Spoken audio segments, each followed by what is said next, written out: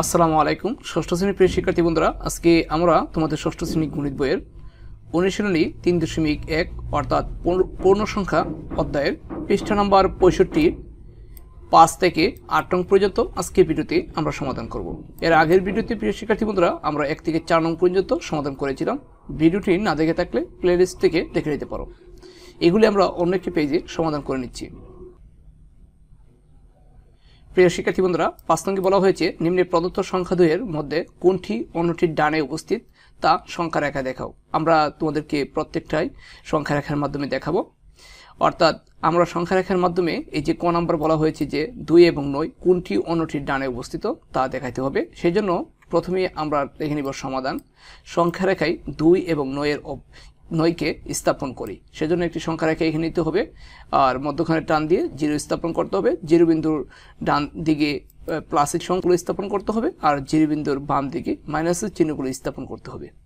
যেহেতু এখানে দুটোটাই প্লাস অর্থাৎ 2 এবং 9 দুটোটাই প্লাস, সেক্ষেত্রে আমরা 0 বিন্দুর ডান দিকে প্রথমে 2কে গাঢ় গোল চিহ্ন দ্বারা আবদ্ধ করব এভাবে। তারপরে 9 এর অবস্থানটা দেখাবো। ঠিক আছে, এভাবে দুইটা অবস্থান দেখানোর পরে আমরা দেখব যে কোনটা ডানে কোনটা অবস্থিত। আমরা দেখতে পাচ্ছি যে 9 এর অবস্থানটা 2 এর ডানে অবস্থিত। আমরা নিচে লিখে দিব সংখ্যা রেখায় দেখা যাচ্ছে 9 এর অবস্থান 2 এর ডানে।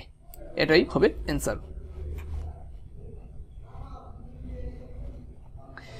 তারপর প্রিয় শিক্ষার্থী বন্ধুরা, খ নম্বর বলা হয়েছে -3 এবং -8। সেক্ষেত্রে আমরা প্রথমেই লিখে নিব যে সংখ্যা রেখায় -3 এবং -8 স্থাপন করি। ঠিক আছে, এক্ষেত্রে প্রিয় শিক্ষার্থী বন্ধুরা প্রথমে আমাদেরকে একটি সংখ্যা রেখা এঁকে নিতে হবে। সংখ্যা রেখায় আঁকার ফলে আমরা বাম দিকে মাইনাসের চিহ্নগুলো মাইনাসের সংখ্যাগুলো স্থাপন করব আর ডান দিকে আমরা প্লাসের সংখ্যাগুলো স্থাপন করব।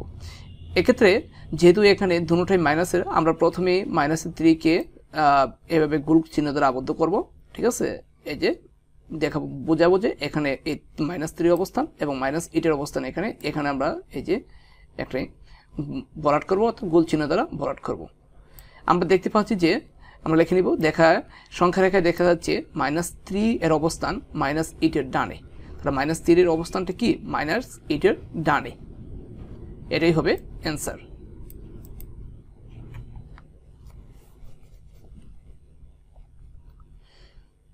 তারপর প্রিয় শিক্ষার্থী বন্ধুরা, ঘ নম্বর বলা হয়েছে 0 এবং -1 এর অবস্থান দেখানোর জন্য কোনটি অন্যটির ডানে অবস্থিত সংখ্যা রেখার মাধ্যমে। তাহলে আমরা লিখব যে সংখ্যা রেখায় 0 এবং -1 স্থাপন করি। সেক্ষেত্রে আবার একটি সংখ্যা রেখা এখানে নিবা। এখার ফলে তোমরা এখানে প্রথমে 0কে স্থাপন করো। এই 0কে নির্দেশ করবে একটি গাঢ় গোল চিহ্ন দ্বারা। তারপরে -1কে এখানে আবার গাঢ় গোল চিহ্ন দ্বারা আবদ্ধ করবা। আমরা এখান থেকে দেখতে পাচ্ছি যে সংখ্যা রেখার মাধ্যমে যে 0 অবস্থানটা হচ্ছে -1 এর ডানে।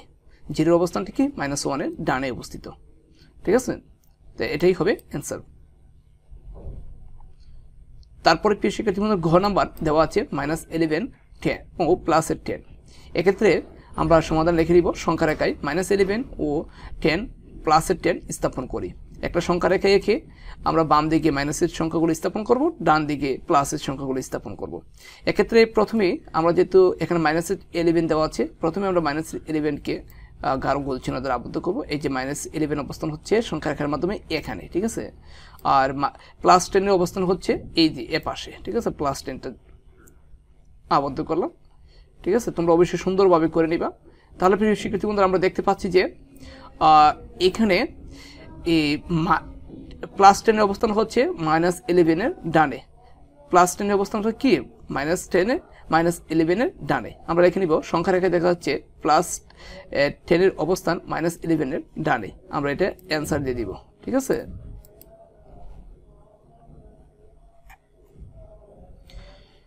তারপরে প্রিয় শিক্ষার্থী বন্ধুরা, ও নাম্বারটা দেখতে পাচ্ছি যে -6 ও 6 ও +6 এর অবস্থান সংখ্যা রেখায় দেখাতে হবে এবং কোনটি অন্যটির ডানে দেখতে হবে। সমাধানে সংখ্যা রেখায় -6 ও 6 স্থাপন +6 স্থাপন করি। আমরা -6 এর জন্য আমরা সংখ্যা রেখার বাম দিকে এই যে এখানে আসবো, এখানে এসে এটাকে গাঢ় গোল চিহ্ন দ্বারা আবদ্ধ করব। আবার +6 এর জন্য 0 বিন্দুর ডান দিকে যাব, ওই যে এখানে এসে আমরা এটাকে আবদ্ধ করব। ঠিক আছে, এভাবে তোমরা অবশ্যই সংখ্যা রেখাগুলো আঁকতে পারো। তাহলে আমরা দেখতে পাচ্ছি যে +6 এর অবস্থান -6 এর ডানে। সংখ্যা রেখা দেখাচ্ছে যে +6 এর অবস্থান -6 এর ডানে।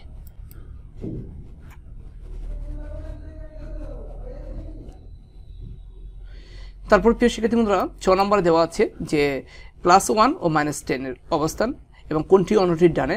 আমরা সমাধান লিখে নিব সংখ্যা রেখায় +1 ও -10 স্থাপন করি। ঠিক আছে, এক্ষেত্রে প্রথমে +1 আমরা এই জিরো বিন্দুর ডান দিকে আমরা স্থাপন করলাম, এই যে এখানে আবদ্ধ করলাম।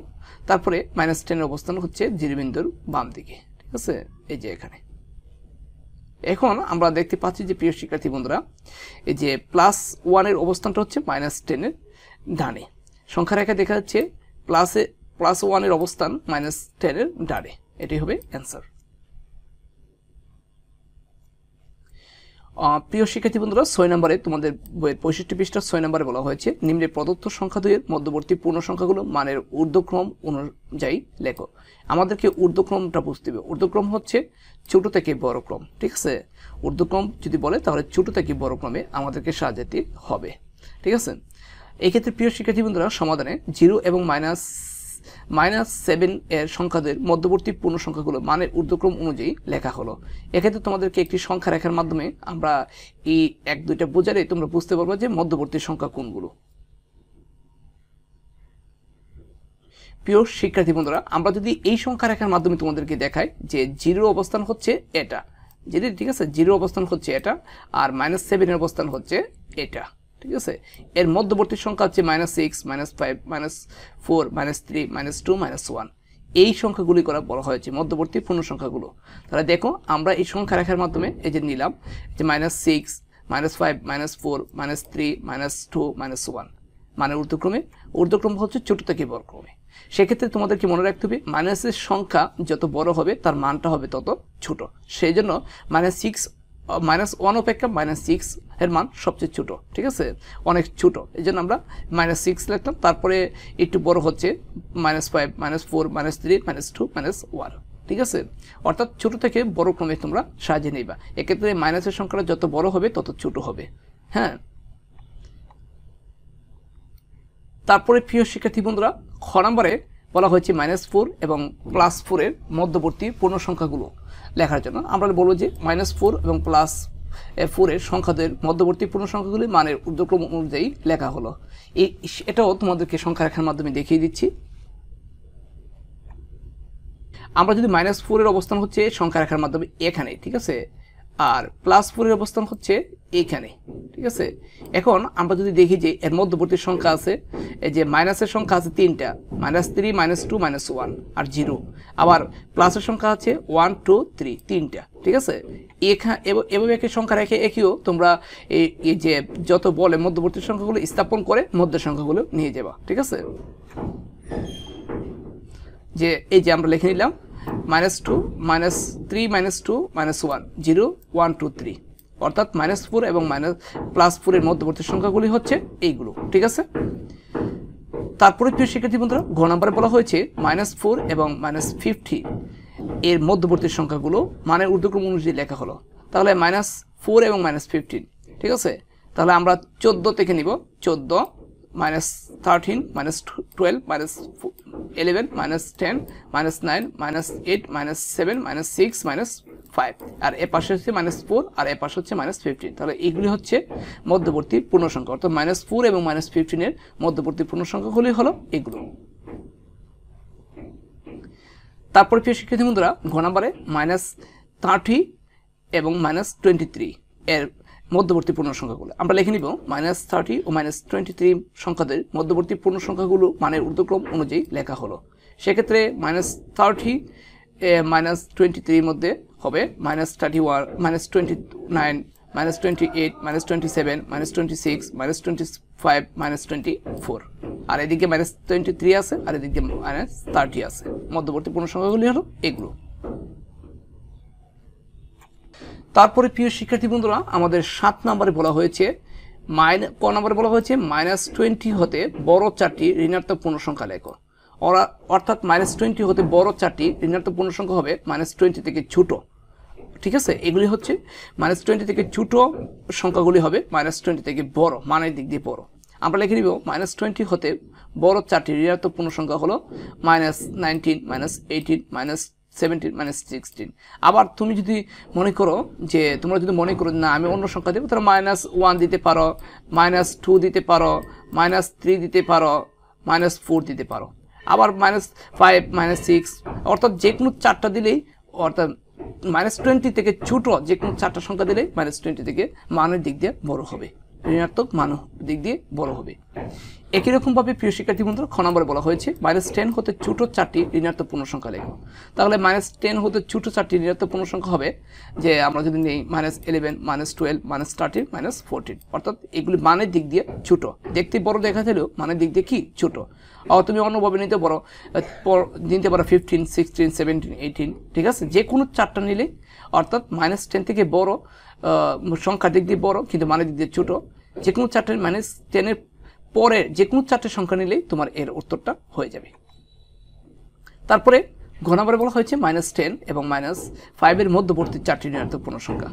-10 এবং -5 এর মধ্যবর্তী 4টি ঋণাত্মক সংখ্যা হলো -6, -7, -8, -9, ঠিক আছে, এই 4টা হলো মধ্যবর্তী 4টি ঋণাত্মক সংখ্যা।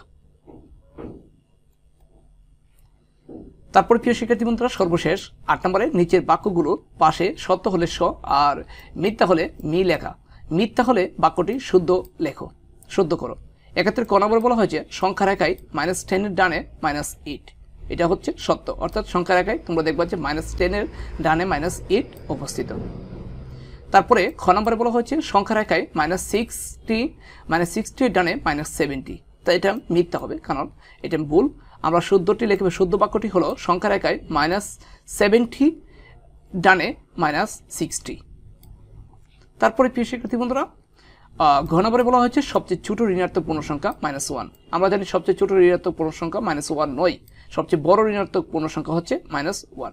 আমরা লিখবো শুদ্ধ বাক্যটি সমাধানে মি লিখবেও, তারপর শুদ্ধ বাক্যটি হলো সবচেয়ে বড় ঋণাত্মক পূর্ণ সংখ্যা দেখো ঘ নম্বরে বলা হয়েছে -20 এর চেয়ে -26 কি বড়, এক্ষেত্রে এটা হচ্ছে মিথ্যা। শুদ্ধ বাক্যটি হলো -26 এর চেয়ে -20 বড়। প্রিয় শিক্ষার্থী বন্ধুরা পরবর্তী ভিডিও পেতে আমাদের চ্যানেলটি সাবস্ক্রাইব করে রাখো। আসসালামু আলাইকুম।